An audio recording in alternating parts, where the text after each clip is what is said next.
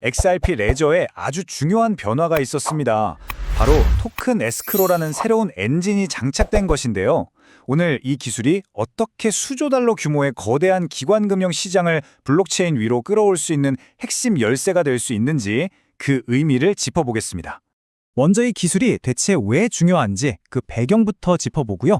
이어서 작동 원리, 그리고 이걸로 어떤 자산들을 다룰 수 있게 되는지, 또 기관들은 이걸 어떻게 활용할지, 마지막으로 이게 XRP 생태계 전체에 어떤 파급 효과를 가져올지 하나씩 살펴보겠습니다.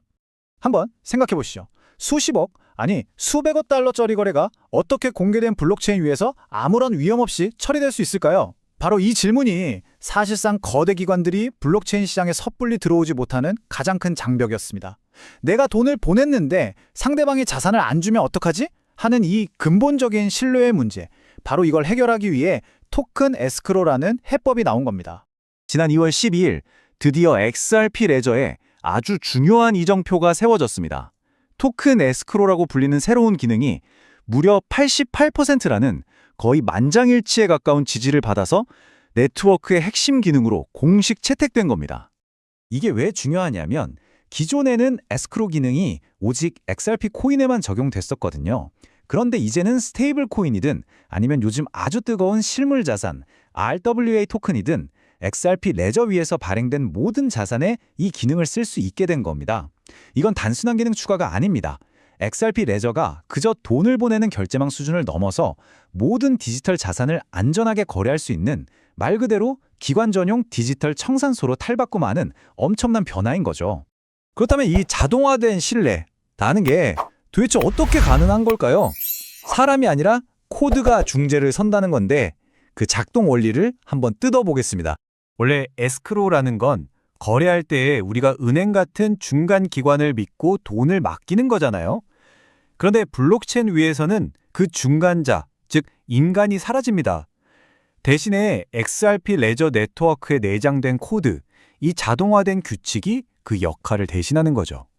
이건 뭐 사람처럼 감정에 휘둘리거나 실수를 할 일이 전혀 없는 절대적으로 공정한 심판인 셈입니다. 이 둘의 차이를 보면 그 핵심이 명확해집니다. 전통적인 방식은 결국 사람을 믿어야 하는, 어떻게 보면 좀 불안한 시스템이죠. 느리고 비싸고 또 언제든 문제가 생길 수 있는 거래 상대방 리스크가 존재합니다. 하지만 온체인 에스크로는 다릅니다. 모든 게 코드로 자동화되니까요. 훨씬 빠르고 효율적인 건 물론이고 가장 중요한 건 거래 상대방 리스크라는 개념 자체가 사라지는 겁니다. 이건 마치 흔들리는 밧줄 다리를 건너다가 이제는 강철로 만들어진 튼튼한 다리를 건너는 것과 같은 차이죠. 과정은 아주 간단하고 명확합니다. 딱 3단계예요. 먼저 보내는 사람이 돈이나 자산을 묶어두면서 이런 조건이 만족되면 풀어줘 라고 설정합니다. 이게 생성이고요. 둘째, 받는 사람이 그 조건이 만족됐을 때 이제 주세요 하고 요청하면 자금이 풀립니다. 이게 실행이죠. 그런데 만약 약속한 시간이 지날 때까지 조건이 만족되지 않으면 어떻게 될까요? 그럼 그 자산은 자동으로 원래 주인에게, 즉 보낸 사람에게 안전하게 돌아갑니다. 이게 바로 취소입니다. 이 모든 과정이 원장 자체의 기록대로 자동으로 실행되니 분쟁의 소지가 없는 겁니다. 여기서부터가 정말 중요합니다. 이 업그레이드가 단순히 XRP만을 위한 게 아니라는 점이죠. 이건 사실상 앞으로 다가올 거대한 토큰 경제 시대를 정조준하고 있습니다. 기관들이 실제로 사용할 스테이블 코인, 또 부동산이나 채권 같은 실물 자산 토큰, 바로 이런 것들을 위한 판을 까는 작업인 겁니다. 보시면 스테이블 코인 같은 일반적인 토큰부터 유틸리티 토큰까지 전부 지원합니다. 그런데 더 중요한 건 바로 저 발행자 통제 부분입니다. 이게 바로 기관들이나 규제 당국이 가장 주목하는 지점이죠. 토큰을 만든 발행사가 우리 토큰은 에스크로 기능을 사용할 수 있도록 허용하겠다, 또는 안 된다, 잠그지 못하게 하겠다고 직접 결정할 수 있는 권한을 갖는 겁니다. 이건 프로토콜 단계에 아예 규제 준수를 위한 안전장치를 심어놓은 것과 마찬가지입니다. 아주 영리한 설계죠. 그럼 이론은 충분히 봤으니 이걸로 도대체 뭘 할 수 있는지, 실제 기관들이 어떻게 돈을 버는 데 쓸 수 있는지 구체적인 활용법을 보겠습니다. 한마디로 이건 월스트리트의 복잡한 금융개혁들을 블록체인 위로 옮겨올 수 있는 아주 강력한 도구 세트라고 보시면 됩니다. 이 기술이 겨냥하는 시장의 규모를 한번 보시죠. 이게 결코 작은 이야기가 아닙니다. 지금 당장 시장에 유통되는 스테이블 코인만 해도 3천억 달러가 훌쩍 넘습니다. 우리 돈으로 400조 원이 넘는 규모죠. 토큰화된 국채 시장도 벌써 1,000억 달러를 돌파하면서 무섭게 성장하고 있습니다. 그러니까 이건 그냥 새로운 기술이 아니라 이미 형성된 거대한 시장의 비효율을 해결하려는 아주 구체적인 목표를 가지고 있는 겁니다. 예를 들어 이런 것들이 가능해집니다. 회사 직원이나 초기 투자자들에게 1년 뒤에 토큰을 지급하겠다고 약속하고 에스크로에 걸어두면 정확히 1년 뒤에 자동으로 지급이 됩니다. 또 기관들끼리 장외에서 거액의 자산을 교환할 때 사기당할 위험 없이 동시에 자산을 맞바꿀 수 있죠. 담보대출 계약도 마찬가지입니다. 이 모든 복잡한 금융계약들이 이제는 비싼 변호사나 중개인 없이도 코드 몇 줄로 완벽하게 자동화되는 시대가 열리는 겁니다. 이제 마지막으로 이 모든 것들이 XRP 레저 생태계 그리고 XRP라는 자산 자체에는 과연 어떤 영향을 미칠지 그 파급 효과를 한번 분석해 보겠습니다. 단순히 기능 하나가 좋아지는 것 이상의 의미가 있습니다.